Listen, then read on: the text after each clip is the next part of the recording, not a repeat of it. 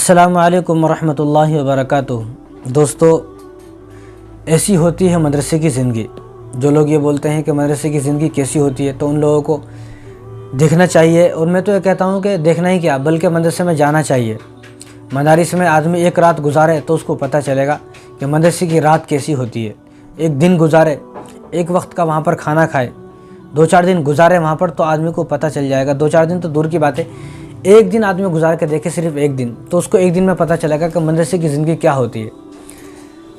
अब कितनी मेहनतों से, कितनी मशक्क़तों से इल्म हासिल किया जाता है। कुरान का इल्म, हदीस का इल्म कितनी मेहनतों से और मशक्क़तों से हासिल किया जाता है। लेकिन जब एक आलिम मदरसे से फ़ारिग होने के बाद आता है तो लोग उसको गालियाँ देते हैं, उसकी मजाक उड़ाते हैं, उसको बुरा भला बोलते हैं। जिसके सीने में कुरान का इल्म है उसके मज़े लिए जाते हैं, उसको छेड़ा जाता है, उसका मजाक बनाया जाता है, उसका मजाक उड़ाया जाता है। लेकिन किसी भी मुसलमान का, ये तो हाफिज़ कुरान है, इसका मजाक उड़ाना तो डबल गुनाह है।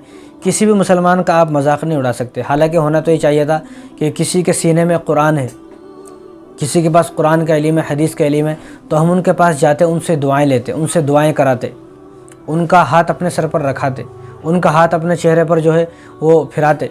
तो हो सकता है उसकी वजह से अल्लाह तबारक व तआला हमारी मग़फ़िरत फरमाते।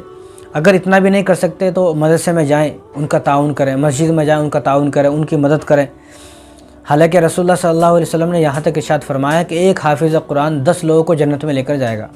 एक हाफिज़ कुरान 10 बड़े जो गुनहगार होंगे, ऐसे गुनहगार के जहन्नुम के बारे में जिनके बारे में फ़ैसला कर दिया जाएगा ये लोग जहन्नुम में जाने वाले हैं। तो ऐसे 10 लोगों को वो आदमी, वो हाफिज़ कुरान, ऐसे 10 लोग जो जहन्नुम में जाने वाले हैं, वो जहन्नुम से निकाल कर अपने साथ जन्नत में लेकर जाएगा। यानी 10 लोगों की सिफारिश करेगा हाफिज़ कुरान। लेकिन मसला ये है कि ये बात हमें समझ में नहीं आती। हाफिज़ कुरान का हम मजाक उड़ाते हैं।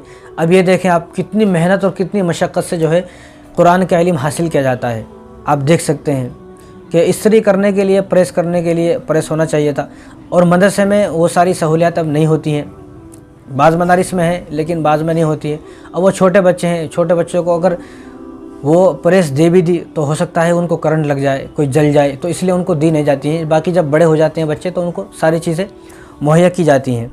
लेकिन जब छोटा बच्चा होता है तो तभी तो हाफिज़ कुरान बनता है। किसी जवान, कोई जवान जो है वो 15 साल का, 20 साल का हाफिज़ कुरान नहीं होता है, बल्कि जो 8 साल, 10 साल, 11 साल, 12 साल के होते हैं वही बच्चे हाफिज़ कुरान अक्सर करके वही ज़्यादा होते हैं। वो तो उनको ये सारी सहूलियात बाद में दी जाती हैं, अभी नहीं दी जाती हैं। तो वो अपने शौक़ पूरा करने के लिए इस तरह प्लेट से जो है वो प्रेस कर रहे हैं। क्या अजीब दास्तान है मदरसे के बच्चों की। इसलिए मैं तो कहता हूँ कि मदरसे में आपको जाना चाहिए, एक रात वहाँ पर गुजारना चाहिए, तो आपको पता चलेगा। एक तरफ आपका बच्चा है जो स्कूल पढ़ता है, और वो बच्चा ऐसा है जो बेड पर सोता है, मखमल के गद्दों पर सोता है। एक तरफ मदारिस के बच्चे हैं जो ज़मीन पर सोते हैं। इसलिए इन मदारिस के बच्चों को, जिनके पास कुरान का इल्म होता है, उनको रसूलुल्लाह सल्लल्लाहु अलैहि वसल्लम ने इरशाद फरमाया कि ये अल उलमा वरसतुल अंबिया, ये नबी के वारिस हैं, ये नबियों के वारिस होते हैं हाफिज़ कुरान, आलिम दीन। यानी एक तरह से ये समझे आप, ये नबी के बेटे हैं।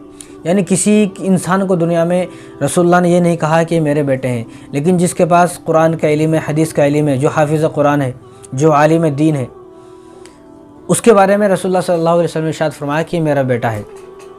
तो जो दुनिया में रसूलुल्लाह सल्लल्लाहु अलैहि वसल्लम के वारिस हैं, यानी हुजूर के बेटे हैं, तो हमको चाहिए कि हम उनकी मदद करें, ताउन करें। अगर इतना भी नहीं कर सकते, मैं तो ये कहता हूँ अगर इतना भी नहीं कर सकते, आप कम से कम अदब ही कर लें, इज़्ज़त ही कर लें, एहतराम ही कर लें, उनको इज़्ज़त दे दें, बस 2 मीठी बात कर लें। अगर ताउन नहीं कर सकते, उनकी मदद नहीं कर सकते, उनके साथ उनकी मुसीबत में, परेशानी में नहीं खड़े हो सकते, तो कम से कम उनका अदब ही कर लें, उनका अदब एहतराम कर लें। इस वजह से अदब एहतराम कर लें कि इसके सीने में कुरान है, वो कुरान जो अल्लाह तबारक व तआला की ज़ात से निकली है, वो कुरान के अल्लाह तबारक व तआला ने जिसको 23 साल के अरसे में नाजिल फरमाया, उस कुरान को देख कर ही अदब कर लें। तो इतना तो कर लें।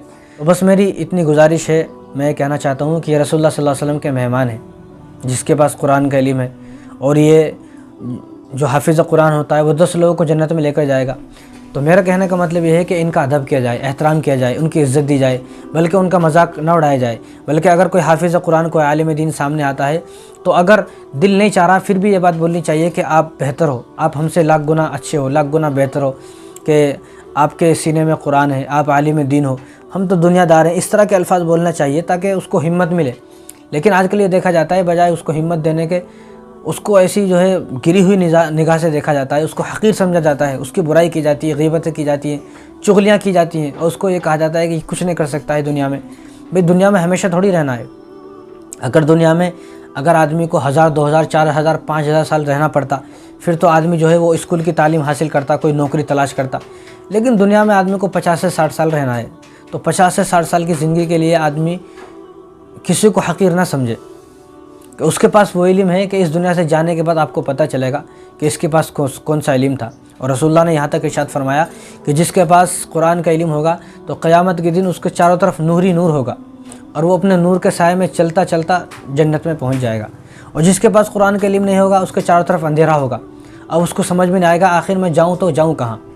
तो इसलिए हाफिज़ कुरान आप अपने बच्चों को बनाएं, नहीं बना सकते तो जो हाफिज़ कुरान है आपके आजू बाजू उनका अदब करें।